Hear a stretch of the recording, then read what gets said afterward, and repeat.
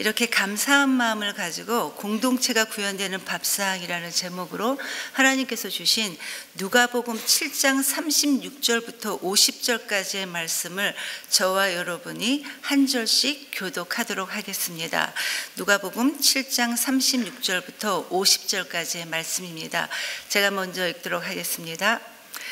바리새파 사람 가운데서 어떤 사람이 예수께 청하여 자기와 함께 음식을 먹자고 하였다. 그래서 예수께서는 그 바리새파 사람의 집에 들어가셔서 상에 앉으셨다. 그런데 그 동네에 죄인인 한 여자가 있었는데 예수께서 바리새파 사람의 집에서 음식을 잡수고 계신 것을 알고서 향유가 담긴 옥합을 가지고 와서 예수의 등 뒤에 발 곁에 서더니 울면서 눈물로 그 발을 적시고 자기 머리털로 닦고 그 발에 입을 맞추고 향유를 발랐다. 예수를 초대한 바리새파 사람이 이것을 보고 혼자 중얼거렸다.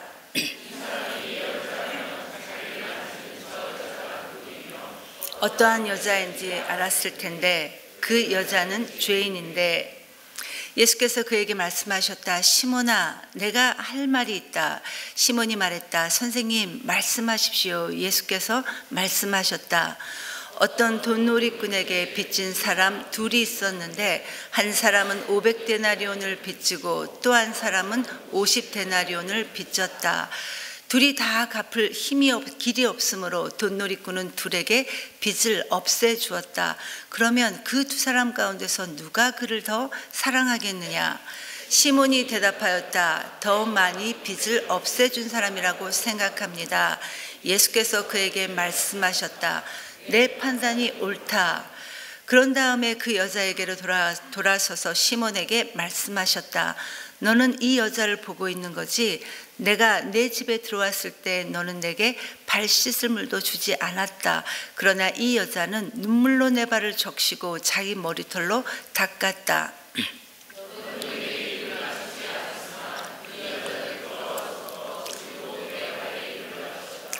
너는 내 머리에 기름을 발라주지 않았으나 이 여자는 내 발에 향유를 발랐다. 그러므로 내가 내게 말한다. 이 여자는 그 많은 죄를 용서받았다. 그것은 그가 많이 사랑하였기 때문이다. 용서받은 것이 적은 사람은 적게 사랑한다. 그러므로 예수께서 그 여자에게 말씀하셨다. 내 죄가 용서받았다. 그러자 상에 함께 앉아있는 사람들이 속으로 수근거리기를 이 사람이 누구이기에 죄까지 용서하여 준다는 말인가 하였다. 그러나 예수께서는 함께 읽습니다. 그 여자에게 말씀하셨다. 내 믿음이 너를 구원하였다. 평안히 가라. 아멘. 여러분, 목회 상담학을 하셨던 정태기 교수님이라는 분이 계십니다. 여러분도 아마 이렇게 알고 계시는 분이 계실 텐데요. 이분이 쓰셨던 내면 세계의 치유라는 책에 나오는 상담 내용입니다. 어느 날 40대 중반의 한 남자가 자신의 연구실로 찾아와서 자기 자신을 자기는 김집사입니다 라고 이렇게 소개하면서 자조적인 말투로 자신의 고민을 털어놓았다고 합니다. 그는 그동안 저는 열심히 일해서 좀 돈은 벌었는데 자식 농사는 완전히 망쳤습니다 라는 말로 시작을 했습니다. 이분에게는 중학교 2학년, 초등학교 6학년, 초등학교 4학년에 다니는 세 아들들이 있었는데 그런데 이 세 아들 모두가 가출을 밥 먹듯이 한다고 합니다. 아이들이 가출하면 제일 어린 막내만 시내에서 발견되었고 둘째와 첫째는 그야말로 전국구였습니다. 어떤 때는 대구에서도 연락이 왔었고 어떤 때는 목포경찰서에서도 연락이 왔습니다. 이런 아이들 때문에 이 아버지는 정말 거의 반쯤 미치다시피 했는데 정태희 교수님이 이 문제의 원인이 이들 부모에게 있다는 것을 인식하는데 그렇게 오래 걸리지 않았습니다. 이들 부부는 부부싸움을 하지 않을 날이 없을 정도로 매일매일 서로 미워하고 있었고 싸울 때는 서로에게 입에 담지 못할 폭언과 함께 심지어 육탄전도 서슴지 않았다고 합니다. 이들 부모가 싸우는 동안에 우리 아이들은 새파랗게 질려 벌벌 떨었습니다. 이런 가정에서 아이들이 선택할 수 있는 가장 쉬운 방법은 여러분 가출입니다. 처음에는 이 아이들이 호기심에 술도 먹고 담배도 피워보고 또 친구들과 함께 본드도 해봤지만, 그러나 여러분, 이런 모든 것들은 일시적이었습니다. 집에만 들어가면 두렵고 불편했고 부모에 대한 애증으로 이 아이들의 감정은 혼란스럽기만 했습니다. 이분의 이야기를 듣고 정태희 교수님이 이분에게 이렇게 말을 했습니다. 집사님, 아이들을 회복시키고 싶으면, 아이들을 살려내고 싶으면 지금 당장 부부싸움을 중지하십시오 라고 하면서 이분과의 상담을 시작했고, 그리고 이후에 설령 또 아들들이 가출한다 하더라도 절대로 때리지 말고 절대로 욕하지 마십시오 라고 신신당부를 했다고 합니다. 그동안 이런 일로 경찰서를 이 김 집사님이 들락거릴 때마다 자신의 감정을 주체하지 못해서 항상 경찰서 문을 나서자마자 아들들을 두들겨 패고 구둣발로 짓밟아 놓았다고 합니다. 얼마나 아이들을 모질게 팼던지 매번 경찰관이 뜯어 말리기까지 했습니다. 그런데 상담을 하던 이런 와중에 또 큰아들이 가출을 했고 경찰서에서 아들을 데려가라는 연락이 왔다고 합니다. 이분이 급한 마음에 정태희 교수님께 전화를 했는데 교수님이 이 집사님께 이런 말을 했답니다. 집사님, 이번에 아이를 만나면 절대로 때리지 말고 욕하지 말고 무조건 너 배고프지? 뭐 먹을래? 이 말만 하라고 신신당부를 했습니다. 김 집사님의 경찰서에 도착할 때까지 수백 번도 넘게 너 배고프지? 뭐 먹을래? 너 배고프지? 뭐 먹을래? 이 말만을 연습을 했다고 합니다. 다른 때 같으면 부인과 내내 싸움에 갔을 그 길을 이번에는 이 말 연습을 하느라 싸움을 하는 것도 잊었다고 합니다. 그런데 이분이 경찰서에 들어가자마자 갑자기 목이 메었고 처음으로 이 김 집사님은 나 때문에 내 자식들이 이런 험한 곳을 들락날락 하는구나, 드나드는구나 라는 이런 생각이 들면서 자기가 죄인이라는 사실을 그제서야 처음으로 깨달았다고 합니다. 서약서를 쓰고 유치장에 있던 아이가 나왔고 경찰서 밖으로 나와 말없이 길을 갔던 아버지가 뒤를 돌아보자 아들은 겁먹은 채로 한 발짝 뒤로 물러났지만 아버지가 이렇게 말했습니다. 너 배고프지? 뭐 먹을래? 서로가 어색한 마음으로 아들을 데리고 중국집으로 들어간 이 부부는 짜장면 2그릇을 허겁지겁 비워내는 이 아들을 보면서 또다시 미안한 마음으로 울컥하며 부모의 목이 메였다고 합니다. 여러분, 왜냐하면 원래부터 이들은 서로 밥을 먹으면서 서먹해야 되는 그런 사이가 아니었기 때문입니다. 이들은 밥상을 같이 하는 식구였습니다. 밥상 공동체였습니다. 여러분, 저와 여러분 우리 모두는 하나님과 함께 밥상을 같이 하는 그런 사이였습니다. 이번 세겹줄 기도의 도서인 예수님이 차려주신 이 밥상의 저자인 팀 체스터라는 사람은 밥상은 은혜가 구현되고 소망이 구현되고 선교가 구현되는 자리이면서도 동시에 하나님의 치료와 회복이 이루어지는 자리이다라고 이 저자는 책에서 말하고 있습니다. 오직 가정과 자식만을 위해 앞뒤 가리지 않고 열심히 일만 했던 이 김 집사님도 자기 생각에는 두들겨 패도 마땅한 그 자식에게 이 밥상을 차려주면서 그때서야 자기가 얼마나 하나님 앞에서 죄인이었는지 자신의 죄인됨과 함께 이 가정의 회복이 서서히 일어났던 것입니다. 하나님의 은혜입니다. 여러분, 오늘 본문에는 예수님을 중심으로 2사람이 등장하고 있습니다. 한 사람은 자신의 열심과 자신의 의에 사로잡혀 있던 시몬이라는 바리새인이었고, 또 다른 한 사람은 예수님께 향유를 부었던 이름을 알 수 없는 한 여인이었습니다. 성경은 그녀의 이름 대신에 하나의 수식어를 붙여주고 있는데 그것은 바로 죄인이었습니다. 많은 성경학자들은 이 여인을 창녀로 추정하고 있습니다.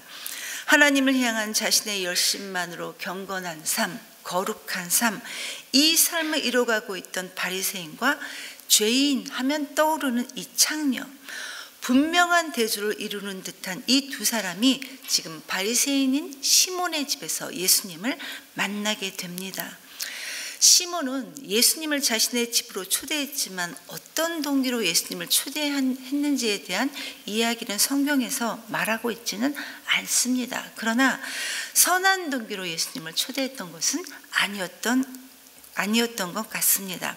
아마 시몬은 예수님에 대해 반신반의하는 마음도 있었을 거고 어쩌면 호기심도 이 시몬에게는 있었을 것입니다. 어찌되었든 시몬은 예수님께 식사하기를 요청했고 예수님은 그 초대에 응해 주셨습니다. 그런데 여러분, 오늘 말씀을 우리가 잘 이해하기 위해서는 당시의 식사 문화를 우리가 알 필요가 있는데, 당시 유대 사람들은 특별한 식사를 할 때 이렇게 옆으로 비스듬히 누워서 식사를 하곤 했다곤 합니다. 물론 식사할 때 항상 누워서 이렇게 먹었던 것은 아니지만 랍비나 귀한 손님과 함께하는 이런 특별한 식사 때에는 이렇게 식사를 하곤 했답니다. 그리고 이러한 특별한 식사는 주위 사람들에게도 개방되어 있었기 때문에 초대받지 않은 사람들도 이 집안에 들어와서 초대된 손님이 하는 이야기나 아니면 랍비가 전하는 가르침들을 이 초대받지 않는 손님들도 들을 수 있었습니다. 예수님께서 이렇게 시몬의 집에서 식사가 시작되었는데, 여기에 동네 사람들에게 죄인으로 낙인 찍힌 한 여자가 나타났고 이 여인이 지금 뜻밖의 행동을 하기 시작합니다. 누가는 이 여인의 행동을 아주 자세하게 묘사하고 있는데, 여인은 예수님의 뒤에 가서 그 발 곁에 서서 울면서 눈물로 예수님의 발을 적시며 자기 머리카락으로 그 발에 입맞추며 향유를 부었다, 이렇게 증거하고 있습니다. 예수님께 다가간 이 여인은 그 감정이 복받쳐 올라 흐르는 눈물을 주체할 수가 없었습니다. 대부분의 성경학자는 아마도 이 여인이 이 식사 자리에 나타나기 전에 이미 예수님의 말씀을 들었을 것이다, 이렇게 말하고 있습니다. 이 여인이 보여주었던 이 헌신적인 행동을 근거해서 볼 때 충분히 가능한 말입니다. 스스로도 용서할 수 없을 만큼 불행한 인생을 살았던 그녀가 어느 날 예수님이 하시는 말씀을 들었고, 그리고 그 예수님의 말씀이 자신의 마음을 울렸습니다. 여러분, 이 여인에게 있어서 이 예수님의 말씀은 구원의 메시지였고 희망의 메시지였고 자신의 인생을 송구리째 바꾸는, 통째로 바꾸는 그런 은혜의 시간이었습니다. 하나님의 감당할 수 없는 이 은혜가 이 여인에게 다가왔던 겁니다. 그런데 그러던 어느 날 그녀는 예수님의 소식을 들었고 예수님을 만나기 위해 지금 바리새인 시몬의 집에까지 가게 되었던 겁니다. 여러분, 이 여인이 이 바리새인의 집에까지 예수님을 만나기 위해 이 가기까지가 얼마나 많은 용기가 필요했겠습니까? 결코 쉽지 않았을 겁니다. 그러나 여러분, 이러한 망설임은 예수님을 향한 이 여인의 헌신과 사랑을 막을 수는 없었습니다. 그래서 여인은 자신의 가장 소중한 향유를 담은 옥합을 들고 예수님을 찾아왔는데, 얼마나 울었든지, 그 감사한 마음으로 얼마나 울었든지 어느새 예수님의 발이 흥건히 그 눈물에 젖어 있었고, 그리고 그녀는 자신의 머리를 풀어 예수님의 발을 닦기 시작합니다. 유대인의 관습에 여자가 사람들 앞에서 이 자신의 머리를 푸는 것은 여러분 수치스러운 일이었지만, 그러나 이 여인은 이런 것들에 아랑곳하지 않고 긴 머리를 풀고 이 머리카락으로 예수님의 발을 닦아내며 자기가 가지고 있었던 가장 값비싼 향유를 아낌없이 예수님의 발에 부어드립니다. 모든 사람들이 바라보는 가운데, 모두가 바라보는 가운데 이루어졌던 이 일은 사람들로 하여금 정말 많은 생각을 갖게 했을 것입니다. 누가는 이 여인의 모습을 지켜보았던 시몬의 마음을 이렇게 증거합니다. 저 사람이 만일 예언자라면 지금 자기를 만지고 있는 여자가 어떤 사람이었을까, 어떤 죄인인 줄을 알았을 텐데. 무슨 말입니까, 여러분? 즉 사람들이 말하는 대로 이 예수님이 정말 예언자가 맞다면, 선지자가 맞다면 이 여자가 어떤 신분의 사람인 것을 알았을 거고, 그렇다면 결코 가만히 있을 수 없다는 것이 바로 이 시몬의 생각이었습니다. 그런데 예수님은 자기 곁에 다가왔던 이 여인을 말리지도 않으셨을 뿐만 아니라 단 한마디도 하지 않으셨습니다. 만약 예수님께서 이 여인에게 호통을 치고 당장 가라 이렇게 돌려보냈더라면 바리새인들은 이 예수님이 진짜 예수님이 예언자가 맞겠구나 라고 생각했을지도 모른다라는 겁니다. 그러나 여러분, 정확하게 우리 예수님은 이 여인이 누구인지도 아셨을 뿐만 아니라 이 여인에 대해 어떤 마음을 갖고 있는지 시몬의 마음도 정확하게 알고 계셨습니다. 그래서 시몬에게 짧은 비유 하나를 들려주십니다. 시몬아, 지금 두 사람이 어떤 사람에게 빚을 지고 있었는데 한 사람은 500데나리온을 빚졌고 또 다른 한 사람은 50데나리온을 빚졌어. 그런데 이 두 사람 모두 다 갚을 능력이 없다는 것을 알고 이 돈 빌려준 사람이 이 두 사람에게 다 빚을 면제해 주었다면 너 생각에는 누가 그를 더 사랑하겠느냐 이렇게 물으셨고, 이 예수님의 질문에 시몬은 당연히 더 많이 면제받은 사람입니다 라고 이렇게 대답을 했습니다. 이런 시몬의 대답에 예수님은 시몬아, 맞아, 네 생각이 맞다, 네 판단이 옳다라고 하시면서 방금 말씀하셨던 이 비유를 지금 상황에 적용하십니다. 시몬아, 너는 내가 왔을 때 당시에 기본적인 예의를 할 수 있는 발 씻을 물도 주지 않았지만 이 여인은 자기를 낮춰 예수님의 발로 눈물로 씻으며 입맞추기를 그치지 않으면서 예수님의 발에 값비싼 향유를 부어주었다 이렇게 말씀하십니다. 여러분, 자칫 이 말씀을 우리가 잘못 이해하면 여인이 이런 행동들을 했기 때문에 죄 용서함을 받았다라는 것처럼 자칫 오해할 수도 있지만 47절에서 우리 예수님께서 그 이유를 분명하게 말씀해 주십니다. 이 여인이 사람들 앞에서 이런 행동들을 할 수 있었던 것은 이 여인이 예수님께 많은 죄를 용서함 받았기 때문이다 라고 말씀하십니다. 그렇기 때문에 이 여인의 행동들은 그가 얼마나 많은 죄를 예수님께로부터 용서함 받았는지를 이 사실을 지금 입증해 주고 있다는 것입니다. 더 나아가 50절 말씀은 이 여인이 그녀의 행위로 인해 죄사함 받은 것이 아니라는 사실을 더욱더 명확하게 말씀해 주고 있습니다. 예수님께서 이 여인에게 너의 믿음이 너를 구원했다 이렇게 말씀하시고 있다는 겁니다. 여러분, 지금 우리가 이렇게 이 새벽에 나와서 하나님께 열심히 기도하고 예배드리고 봉사하고 열심히 헌금하는 이 모든 이 열심들이 우리를 구원하는 우리의 의가 아니라 예수님을 향한 우리의 믿음이 죄사함의 은혜를 받을 수 있다는 이야기입니다. 여러분, 오늘 본문에 사용된 구원하다라는 이 동사의 시제는 현재 완료형입니다. 즉 과거의 어느 시점에서 이 여인의 구원은 이미 그녀의 믿음을 통해 구원함의 은혜를, 죄사함의 은혜를 받았다라는 뜻입니다.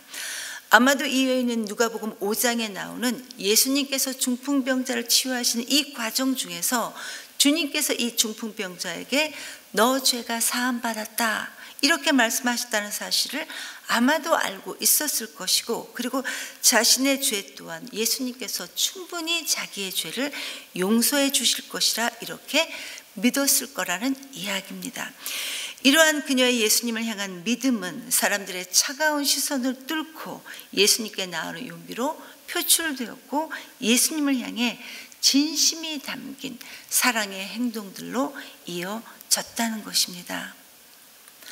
성도 여러분, 여기 모인 우리 모두도, 저와 여러분 우리 모두도 원래는 이 여인과 똑같은 죄인이었습니다. 죄로 인해 도저히 하나님께 나아갈 수 없었던 그런 사람들이 바로 우리였지만, 그러나 이런 우리에게 주님께서는 믿음을 주시고 구원의 은혜를 베풀어 주셨습니다. 하나님의 사랑으로 하나님과 함께하는 이 하나님의 공동체로 다시금 우리를 불러주셨다는 것입니다. 그러나 그럼에도 불구하고 이런 큰 은혜를 오늘도 주님께 고백하고 있는 우리임에도 불구하고 오늘날 우리의 모습 속에도 이 바리새인처럼 내 생각에, 내 열심에 눈이 어두워져 하나님의 은혜를 은혜로 받아들이지 못하는 모습들이 여전히 우리에게 얼마나 많이 있는지 모른다라는 것입니다. 내 눈에 들 것보다는 내 의에 입각해서 사람들을 편가르고 사람들을 정죄하고 얼마나 많이 내 소변에 좋을 대로 행하는지 모른다라는 것입니다. 하나님께서 우리를 긍휼히 여겨주시기를 간절히 기도합니다. 성도 여러분, 언젠가 우리의 인생 역시 언젠가 우리가 주님 앞에 섰을 때 오늘 본문에 등장하는 이 바리새인 시몬 아니면 이 여인으로 우리는 주님께 평가받게 될 것입니다. 창세기 3장에 보면 범죄한 아담과 하와가 자신들의 벗은 모습을 부끄러워해서 이 무화과 나뭇잎으로 치마를 만들어 입었습니다. 그런데 여러분, 이 나뭇잎으로 만든 치마가 얼마나 오래 지속되겠습니까? 아마 하루만 햇빛을 쨍하게 받아도 이 나뭇잎들은 바짝 말라 비틀어졌을 겁니다. 우리가 가지고 있는 의, 우리가 가지고 있는 이 의라는 것이 바로 이렇다라는 이야기입니다. 그런데 이러한 아담과 하와를 위해 하나님께서는 가죽 옷을 지어 입혀주시고 저와 여러분 우리 모두를 하나님의 자녀로, 하나님의 공동체로 다시 회복시켜 주신 것입니다. 여러분, 우리 인간의 의는 결코 우리 자신을 구원해낼 수 없습니다. 주님께서 우리 각자의 인생에 찾아와 주시고 우리를 용납해 주시고 우리에게 용서를 베풀어 주시지 않으셨다면 아마도 우리 모두는 이런 공동체를 이루며 이 자리에 앉아 있을 수가 없을 것입니다. 하나님께서 우리에게 밥상을 베풀어 주시며 우리를 찾아와 주셨던 것처럼 이 공동체를 통해 우리 역시도 날마다 주님이 기뻐하시는 자녀로, 그래서 세상이 우리를 통해 예수님을 궁금해하고 예수님을 만나게 되는 주님이 기뻐하시는 자녀로 성장할 수 있게 되기를 간절히 기도합니다.